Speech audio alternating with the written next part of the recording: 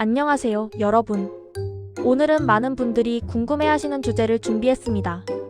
바로 노년에도 팔자 좋은 사람의 특징 10가지인데요. 나이가 들면서 정말 중요한 것이 무엇인지, 어떤 준비를 해야 행복한 노년을 보낼 수 있는지 함께 알아보겠습니다. 지금부터 하나씩 차근차근 설명드릴게요. 1.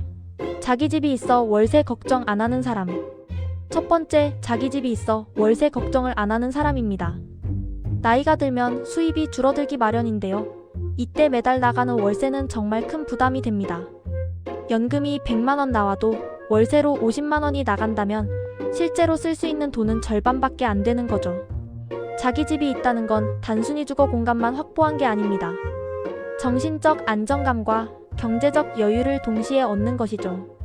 집값이 오르든 내리든 내 집에서 편안하게 살 수 있다는 것만으로도 노년의 삶의 질이 크게 달라집니다. 2. 빚 갚을 일 없는 사람. 두 번째, 빚 갚을 일이 없는 사람입니다. 노년에 빚이 있다는 건 생각보다 훨씬 힘든 일입니다. 젊을 때처럼 열심히 일해서 빚을 갚을 수도 없고 제한된 수입으로 이자와 원금을 갚다 보면 생활비가 부족해지기 십상이죠. 특히 자녀 교육이나 결혼 자금 때문에 노년에도 대출을 안고 사는 분들이 의외로 많습니다. 빚 없이 산다는 것, 이것만으로도 마음이 한결 가벼워지고 여유로운 노년을 보낼 수 있습니다. 은퇴 전에 가능한 한 모든 빚을 정리하는 것, 이것이 행복한 노년을 위한 첫걸음입니다. 3. 큰 병 없이 치과만 가도 되는 사람. 세 번째, 큰 병 없이 치과만 가도 되는 사람입니다. 건강은 정말 축복입니다. 나이가 들면 자연스럽게 몸이 약해지지만 당뇨나 고혈압 같은 만성질환 없이 건강을 유지하는 분들이 있죠. 큰 병원에 가지 않고 치과 정도만 다닌다는 건 기본적인 건강관리가 잘 되어 있다는 뜻입니다. 병원비 걱정도 없고 무엇보다 자유롭게 활동할 수 있다는 게 가장 큰 축복이죠. 젊을 때부터 꾸준한 운동과 식습관 관리, 정기 검진으로 건강을 지키는 것이 얼마나 중요한지 다시 한번 생각해보게 됩니다. 4. 아침에 약 대신 커피 마시는 사람. 네 번째, 아침에 약 대신 커피를 마시는 사람입니다. 많은 어르신들이 아침에 일어나면 먼저 약부터 챙겨 드십니다. 혈압약, 당뇨약, 소화제, 약봉지가 한가득이죠.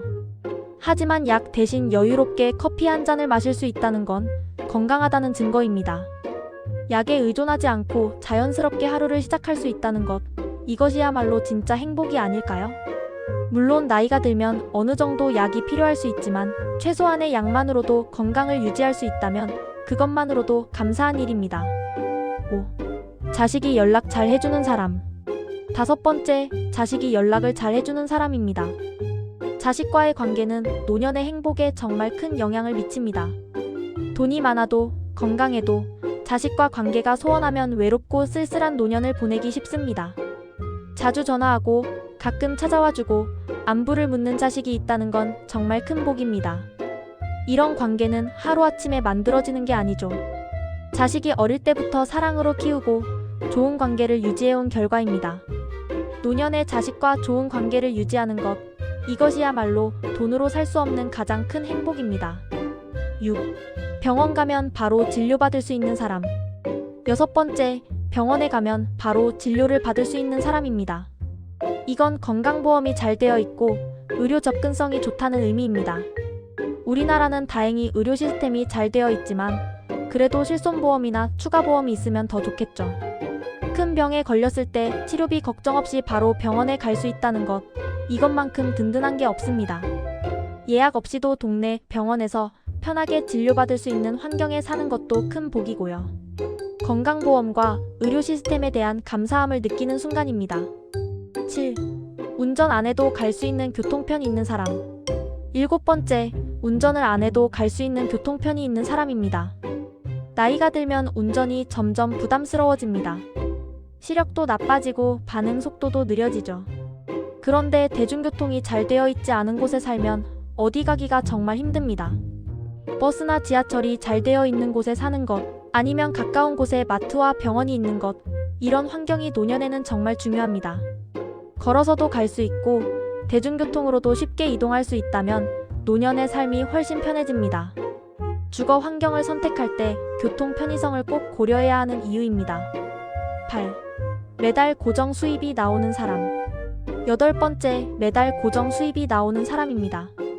국민연금, 개인연금, 임대 수입 등 매달 꾸준히 들어오는 돈이 있다는 건 정말 큰 안정감을 줍니다. 일하지 않아도 생활할 수 있고 자녀에게 손 벌릴 필요도 없죠.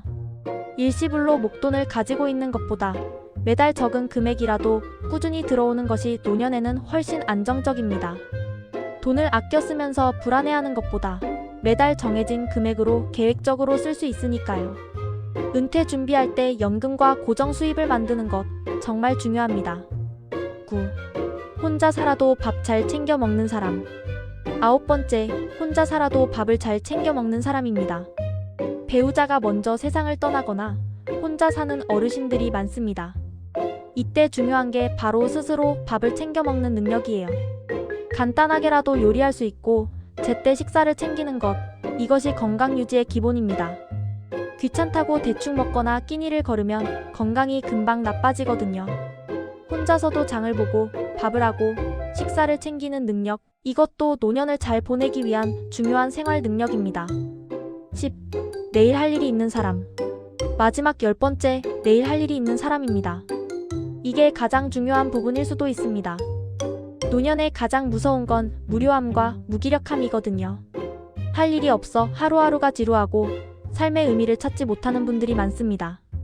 하지만 취미생활이든 봉사활동이든 친구들과의 모임이든 내일 할 일이 있다는 건 삶의 활력소입니다. 아침에 일어날 이유가 있고 기대되는 일이 있다는 것, 이것만큼 노년을 풍요롭게 만드는 건 없습니다. 작은 일이라도 좋습니다. 화초 키우기, 산책, 독서 모임. 무엇이든 내일을 기대하게 만드는 일을 가지세요. 오늘은 노년에도 팔자 좋은 사람의 특징 10가지를 알아봤습니다. 사실 이 모든 것들은 지금부터 준비하면 충분히 만들어갈 수 있는 것들입니다. 경제적 준비, 건강관리, 인간관계, 그리고 삶의 의미 찾기까지 하나씩 준비해 나가시길 바랍니다. 여러분의 행복한 노년을 응원합니다. 오늘 영상이 도움이 되셨다면 좋아요와 구독 부탁드립니다. 감사합니다.